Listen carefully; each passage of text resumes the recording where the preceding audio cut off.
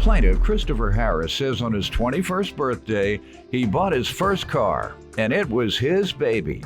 However, Christopher claims one day when he was driving, the defendant's pit bull ran into his car and damaged it, so he's suing. Defendant Stan Holmstrom says this entire story is just ridiculous. Stan admits on the day of the incident, his dog got loose, but he insists his dog is only 55 pounds and there's no way he could have caused this damage. Tell me what happened. Well, Your Honor, for my 21st birthday, I bought my very first car on my own. And this car is my baby, but you see, a month later, I figured out that I was having a real baby. My son, Jason, you know, he was a bit of a surprise. I'm not gonna lie to you, but I love him more than anything. I love him so much, and I think he's made me a better person. Good. But, you know, I love my car too. This is something I've worked on for 2 years. At equal level? Well, no, obviously not. Okay. These are a much more high level. But this is something that I like, I guess you could say. You know, when you work on something with your own bare hands, you're really excited, you get an attachment for it. And this is something I take to car shows. I would show it off with my friends. It's not just a dad car. Yeah, it's not just a dad car. It's a, you know, it's a fun family vehicle that I hope to pass on my son the same love of cars. You gonna pass this on to him? Hopefully not. It'll probably be outdated. 17-year-old car or a 16? Well, he might get it. the car I have is 19 years. What is it, a 99? 18-year-old car. Yeah. No, not. 20-year-old. 20-year-old car. Get the calculator, man. You need a calculator for everything. 20. Go ahead. You done messed up the whole joke. Go ahead, sir.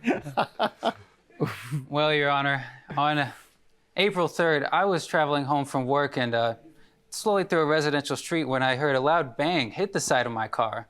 I turned right to see a brown pit bull walking away from my vehicle towards the defendant and the owner of the dog, Stan. Now, I got out and inspected the damage, and I saw a huge dent in the side of it.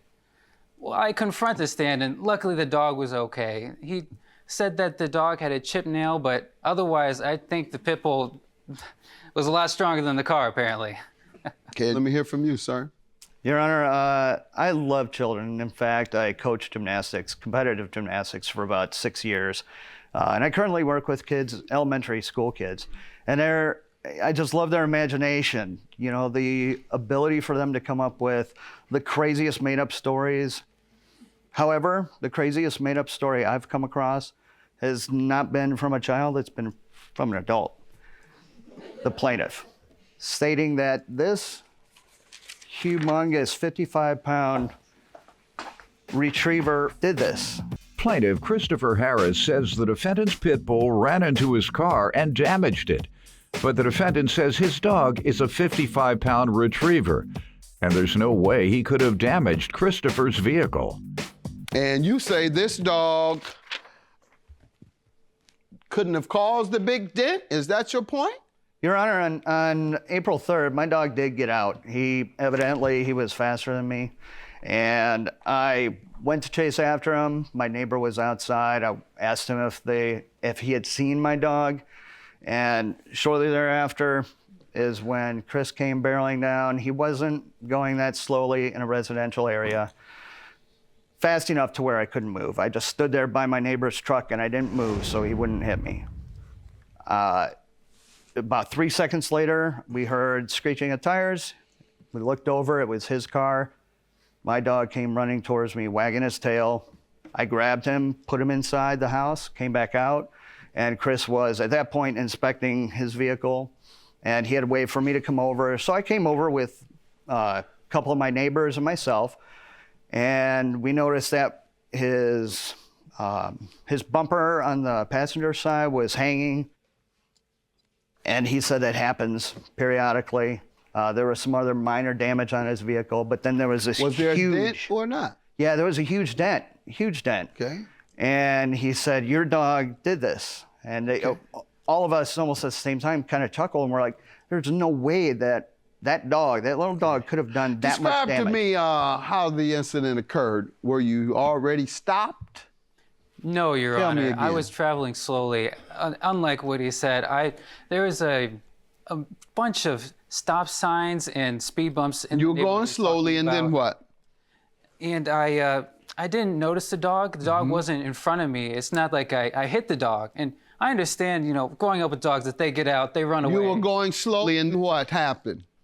And as the dog hit the side of my car, I stopped because I thought that someone threw a rock at my car. I turned right to see the dog walk away from my car back to the owner, as he described. And I talked to Stan, and I got his number. I talked to the police afterwards to see what the best course of action would be. And they advised me to make a deal with Stan so that I could get reimbursed for the damage in my vehicle. Well, I went to the body shop, and I had to pay a $500 insurance deductible and $245 for a rental vehicle so that I could get to and from work in the time being. I was in contact with Stan, and he said at one point, just let me know what you find out, and I will see if I can help through text messages. So my point being that if he felt like his dog didn't cause the damage, he never would have offered to help or even given me his phone number. Sir? So, Your Honor, initially when the incident happened, I did feel bad.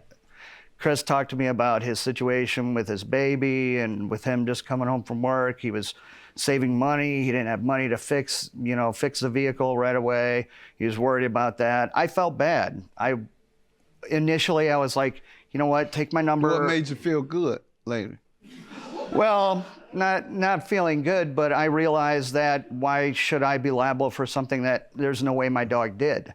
So that's when and prior to that, he did send me a text message, said he talked to the police.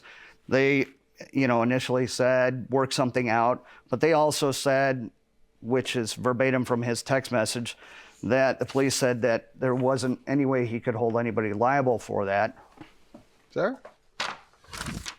Yes, Your Honor. You sent him that saying this? Well, they said that I couldn't charge him with anything, that I couldn't, say that they had been there and witnessed it. I believe that when I said liable, I meant that the police couldn't, charge him directly with a crime. Charge the dog with a crime? No, not the dog, no, Your Honor. Him with a crime. The owner, yes, Stan. Plaintiff Christopher Harris says the defendant's pit bull ran into his car and damaged it. But the defendant says his dog is a 55-pound retriever, and there's no way he could have damaged Christopher's vehicle. So when did they discuss with you prosecuting him criminally? Well, Your Honor, after I had sent him a text messages, detailing my situation and the amount of money, how much that, would take away from me and my family, he failed to respond to one of my text messages. And I'll be honest, I wrote out several more text messages that were a little angry, deleted those, irrational things that you gotta just get past. And so I decided if I want to get my money back, the best way I can do is just to file a claim in court. You spoke with the police about it? They told you your answer? You told him. Any promise that he made was the promise of a gift. And until he completes it, you don't get it. Your claim is dismissed. Have a good day.